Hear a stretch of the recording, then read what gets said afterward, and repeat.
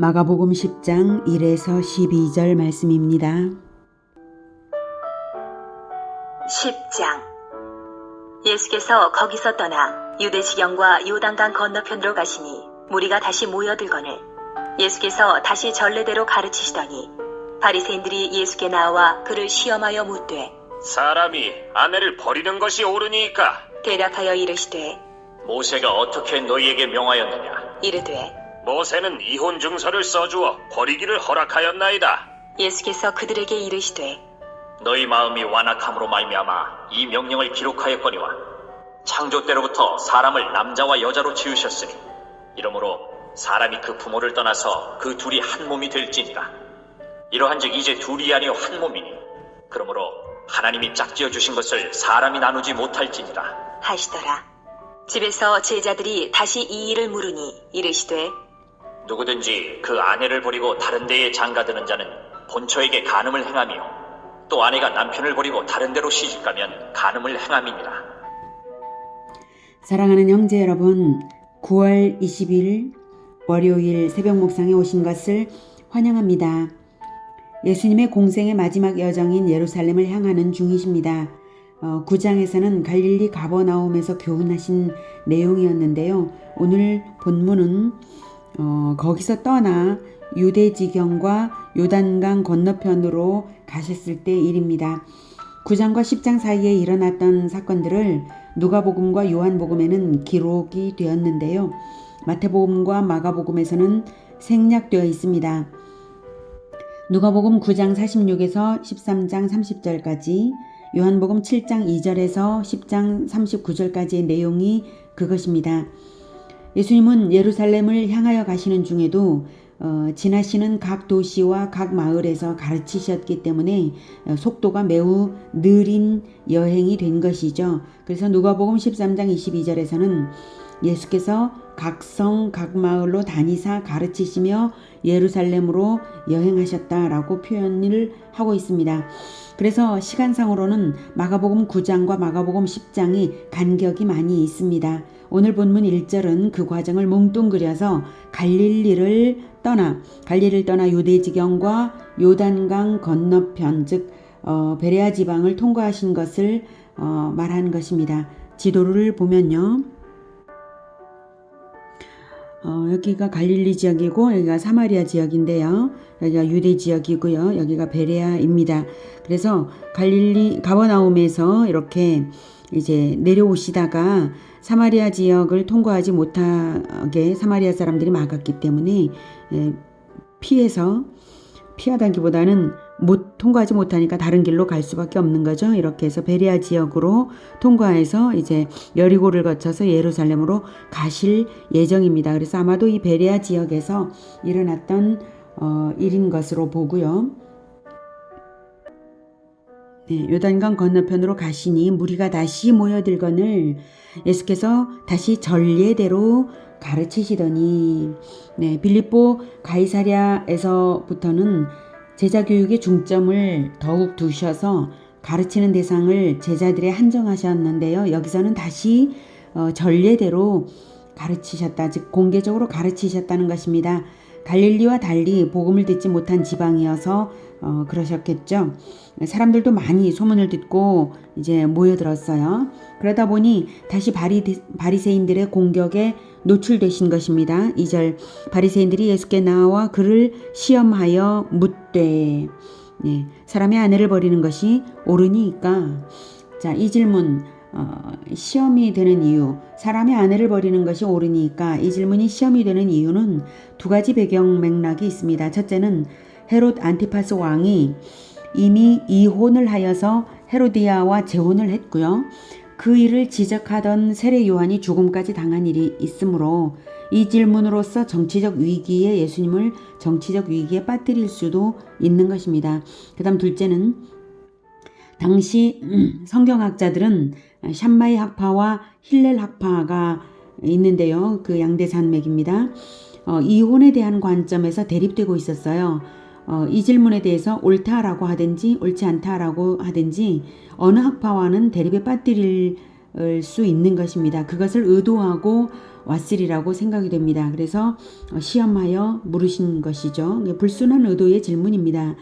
그 질문 자체가 의도가 불순하지 않았다면 무엇이 문제이겠습니까? 그런데 의도 자체가 불순한 예수님을 올가미에 걸려고 하는 그러한 질문이었던 것입니다. 이런 경우 예수님은 보통 즉답을 하지 않으시고 반문으로서 대답을 하시곤 하셨죠. 3절 대답하여 이르시되 모세가 어떻게 너희에게 명하였느냐. 모세가 쓴 성경의 가르침이 어떻게 대답을 주느냐는 것이죠. 네. 그런데 모세가 쓴 성경이 모세오경인데요. 창세기의 가르침과 신명기의 가르침은 거리가 있습니다. 바리새인들은 신명기 24장 1, 2절로 대답하는데요. 그것조차 신명기 명령조차 오해하여서 말을 했습니다. 4절 이르되 모세는 이혼 증서를 써주어 버리기를 허락하였나이다. 신명기 24장 1, 2절에서는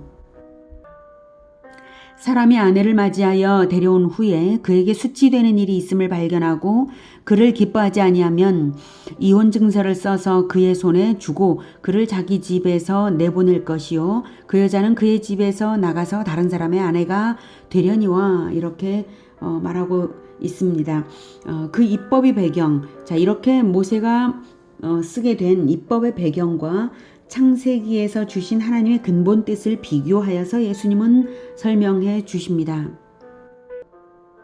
예수께서 그들에게 이르시되 너희 마음이 완악함으로 말미암아 이 명령 신명기 명령을 기록하였거니와 창조 때로부터 사람을 남자와 여자로 지으셨으니 이러므로 사람이 그 부모를 떠나서 그 둘이 한 몸이 될지니라. 이러한즉 이제 둘이 아니요 한 몸이니 그러므로 하나님이 짝지어 주신 것을 사람이 나누지 못할지니라 하시더라. 창조 때에 하나님께서 결혼 제도를 창설하셨는데요. 그것은 일부일처로서 둘이 한 몸이 되는 것이지 나누이는 것도 하나님 뜻이 아니요. 일부 다쳐도 하나님 뜻이 아니요. 재혼을 목적으로 한 이혼도 하나님 뜻이 아닌 것임을 알게 하시는 말씀입니다. 창조 때에 사람을 하나님의 형상으로 지으셨는데 남녀로 지으신 것은 사랑으로 일체가 되라고 하신 것입니다. 하나님 형상의 핵심 요소가 바로 사랑이기 때문입니다. 하나님은 육신이 아니라 영이시므로 남녀가 아니신데도 하나님 형상으로 지으시되 남녀로 지으신 이유는 사랑으로 연합하여 자녀를 낳아 하나님 나라를 이루게 하시려는 하나님 뜻이 있었습니다. 그래서 창세기 1장에서 선언해 주신 복이 번성을 복이라고 하셨죠. 하나님 형상으로 지음받았으니 결합하여 번성하는 것이 하나님 나라 확장인 것이니까요. 그런데 죄가 인간들에게 들어오자 바로 이 결혼제도부터가 손상을 입게 되었습니다. 아담과 하와에게서는 관계 손상이 감정으로 나타나고요. 그래서 하나님이 주신 여자 그가 나에게 말하여서 먹게 되었습니다. 이렇게 핑계를 대잖아요. 그래서 관계가 파괴된 거죠. 그리고 라멕은 중혼을 하기 시작하죠. 그 후 중혼이 타락한 문화가 되어버리고 아브라함조차도 중혼을 하고 이삭은 아들 에서의 중혼을 막지 못하고 야곱도 중혼을 합니다. 성경의 인물들이 중혼을 한 것이 하나님 뜻에 합당하지 못한 것은 그로 인해 고통이 따르게 된 것을 보면 알 수 있습니다. 그 당시 문화가 워낙에 타락해서 중혼을 하게 된 것이지 그건 결코 하나님의 뜻이 아니죠. 자, 중혼으로 인한 고통이 어떻습니까? 아브라함은 하갈과 이스마엘을 쫓아내야 했고요. 이삭은 에서를 구원의 반열에 들게 하지 못했고요. 에서가 중혼을 했죠. 야곱은 아내들의 경쟁에 시달리고 아들들의 반목으로 요셉을 잃기까지 했습니다. 하나님이 사랑 그 자체이신 분으로서 삼위일체이신 것처럼 사람 역시 삼위일체적 연합이 되길 원하셔서 하나님이 자기 형상 곧 하나님의 형상대로 사람을 창조하시되 남자와 여자를 창조하셨다고 창세기 1장 27절에 말씀하신 것처럼 하신 것입니다. 그 삼위일체적 연합은 부부 가운데서 먼저 나타나고 부모 자식 간에 나타나고 형제 가운데서 나타나야 될 것이었습니다. 하나님을 본받아서 하나님의 자녀들로서 살아가면 삼위일체적으로 가정의 모습이 아름답게 되죠. 이렇게 하라고 남녀로 창조하신 것입니다. 말하자면 번성하는 삼위일체 하나님의 아들들이 되게 창조하신 것이죠.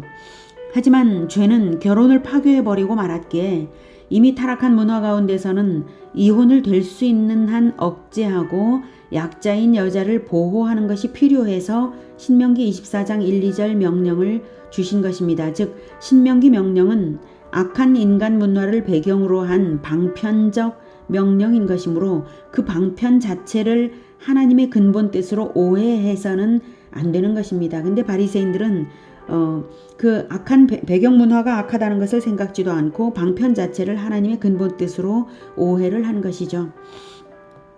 구약시대의 남자들은 여자를 인격적으로 대우하지 않고 함부로 내쫓았거든요. 그럴 때 쫓겨난 여자는 재혼을 하면 율법에 걸려서 간음한 여자가 되어서 죽음의 위기까지 초래될 수가 있으니 재혼도 아무렇게나 함부로 할 수 없는 궁지에 몰리는 것입니다. 구약시대의 여자들은 전혀 경제적 능력이 없기 때문에 남자에게 속하는 것 외에는 생계를 유지할 방법이 없습니다. 그래서 남자들이 더욱 횡포를 부린 것이기도 하죠. 그러니 이혼 증서를 써주라는 것은 함부로 이혼을 하지 못하도록 억제 효과가 있게 하고, 그럼에도 불구하고 이혼을 당한 여자로서는 이혼 증서가 있어야 재혼을 할 수 있는 정당성을 확보하는 것이 되어서 여성을 보호하는 것이 바로 신명기 명령의 입법 취지였던 것입니다. 그래서 예수님은 하나님의 결혼 제도를 주신 근본 뜻을 명확하게 알려주신 것입니다. 다시 읽죠. 5절부터 예수께서 그들에게 이르시되 너희 마음이 완악함으로 말미암아 이 명령 신명기 명령을 기록하였거니와 창조 때로부터 사람을 남자와 여자로 지으셨으니 이러므로 사람이 그 부모를 떠나서 그 둘이 한 몸이 될지니라. 이러한즉 이제 둘이 아니요 한 몸이니 그러므로 하나님이 짝지어 주신 것을 사람이 나누지 못할지니라 하시더라. 한편 사도 바울의 가르침은 배우자가 불신자인 경우에 배우자가 불신자이기도 하고 또 이혼을 요구할 경우 이혼을 허용했습니다. 고린도전서 7장 15, 16절에서는 혹 믿지 아니하는 자가 즉 불신자인 배우자가 갈리거든 이혼을 원하거든 갈리게 하라. 이혼해도 이혼할 수 있다 이거죠. 형제나 자매나 이런 일에 구애될 것이 없느니라. 그러니까 남자도 이제 여자 배우자 불신자인 여자 배우자가 아내가 그럴 경우 그리고 여자도 불신자인 남편이 그렇게 할 경우에 이런 일에 구애될 것이 없다. 이런 일에 구애될 것이 없느니라. 그러나 하나님은 화평 중에서 너희를 부르셨느니라. 하나님께서 원하시는 것은 이혼을 원하시는 것이 아니다. 화평하기를 원하신다. 아내된 자여 즉 믿는 자죠. 아내된 자여 네가 남편을 구원할는지 즉 불신자인 남편을 구원할는지 어찌할 수 있으며 남편된 자여 네가 아내를 구원할는지 불신자인 아내를 구원할는지 어찌할 수 있으리요. 그러므로 이혼을 허락은 하되 권하는 것은 아니다. 이렇게 사도 바울이 이제 어찌할 수 없을 경우에 상대방이 강요할 경우에 어찌할 수 없을 경우에 그럴 수 있지만 바람직한 것은 아니라는 것을 알 수가 있습니다. 하나님은 구약성경 호세아서에서 결혼에 있어서 하나님이 어떠한 분이신지를 호세아의 가정생활을 통해서 보여주셨습니다.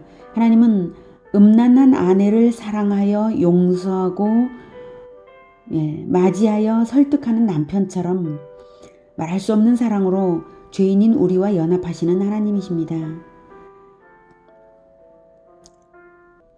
10절 집에서 제자들이 다시 이 일을 물으니 이런 예수님의 가르침을 받아도 제자들조차 알아듣지 못한 것은 워낙 타락한 문화 가운데서 살아온 터라 그런 것입니다. 진리가 없는 어두운 시대에 적응되다 보니 진리로 밝혀줘도 본인 눈이 어두워서 보지를 못한 것이죠. 그래서 다시 물은 것입니다. 11절 이르시되 누구든지 그 아내를 버리고 다른 데에 장가드는 자는 본처에게 간음을 행하며 또 아내가 남편을 버리고 다른 데로 시집가면 간음을 행함이니라. 버리지 말라 이 말씀입니다. 상대방이 어떠하든 버리지 말라. 이것이 예수님의 가르침입니다. 그러니 재혼을 목적으로 이혼을 하는 것은 사도 바울의 교훈 경우처럼 이혼을 당하는 것도 아니고 분명한 간음인 것입니다. 재혼을 목적으로 하는 이혼은 간음입니다. 이혼이 많은 시대입니다. 이혼을 했어도 사람은 용서를 해야 하고 용서를 해야 해방시킬 수 있습니다. 용서를 해야 상대방은 물론 나 자신을 해방시킬 수 있습니다. 재혼도 많은 시대입니다. 재혼 가정도 그러나 귀한 가정입니다. 야곱 가정을 보면 하나님은 사람이 이미 중혼을 한 경우에 중혼 가정도 다 받으셔서 선하게 인도하시며 보호하셨습니다. 성도덕의 타락이 우리의 인생들을 더 이상 흔들지 못하게 해야 하겠습니다. 또한 모든 가정들이 사랑으로 연합하여서 하나님 형상을 회복하는 아름다운 보금자리가 되기를 축복합니다. 기도하겠습니다. 하나님, 가정들이 너무나 많이 깨뜨려져 가는 시대입니다. 불쌍히 여겨주시고 가정들이 깨지지 않게 주님 도와주시옵소서. 특별히 믿는 자들의 가정들이 화평하도록 주님 특별한